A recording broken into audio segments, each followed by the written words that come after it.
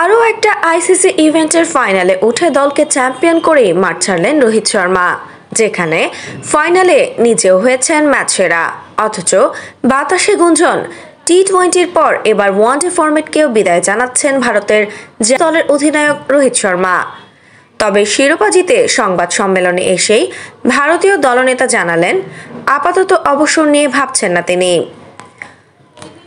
সোমবার 10 March match শেষে সংবাদ সম্মেলনে নিজের অবসর প্রসঙ্গে রোহিত শর্মা বলেন, আমি সাদা বলের ক্রিকেট থেকে এখনই অবসরে যাচ্ছি না, এটা আমি নিশ্চিত করেই বলছি। যা নিউজ হচ্ছে সবই গুজব, আর কিছুই না। এছাড়া টানা 2টি আইসিসি টুর্নামেন্টের শিরোপা জিতল ভারত।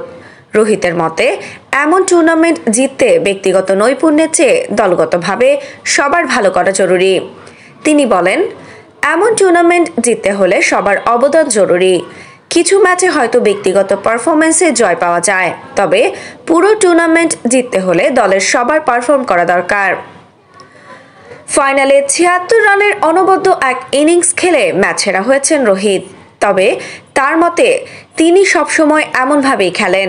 এ প্রসঙ্গে তিনি জানান, আমি আজও নতুন কিছু করিনি, আগেও যা করেছি আজও তাই করার চেষ্টা করেছি। পাওয়ার প্লেতে রান করা জরুরি। দ্বিতীয় ইনিংসে পিচ এমনিতেই স্লো হয়ে গিয়েছিল, তাই শুরুতেই ভালো খেলা দরকার ছিল। আমি আলাদা করে ভেবে রাখি না যে কি করতে হবে, ম্যাচে গিয়ে বোলারের বল বুঝে খেলি। নিজের অবদানে দল ম্যাচ জিতলে, ট্রফি জিতলে উচ্ছ্বাসটা আরও বেশি হয়। আফসানা নওরিন, বাংলা স্পোর্টস। আপনি কি ফটোগ্রাফার খুঁজছেন? আমাদের আছে এক ঝাঁক অভিজ্ঞ ফটোগ্রাফার। সেই সাথে আমাদের আছে সরকারি ও আন্তর্জাতিক প্রতিষ্ঠানের সাথে কাজ করার এক বিশাল অভিজ্ঞতা। আমরা কর্পোরেট, মডেল, প্রোডাক্ট, ওয়েডিং, জন্মদিন সহ সকল ধরনের স্পোর্টস ফটোগ্রাফি সর্বোচ্চ কম মূল্যে করে থাকি।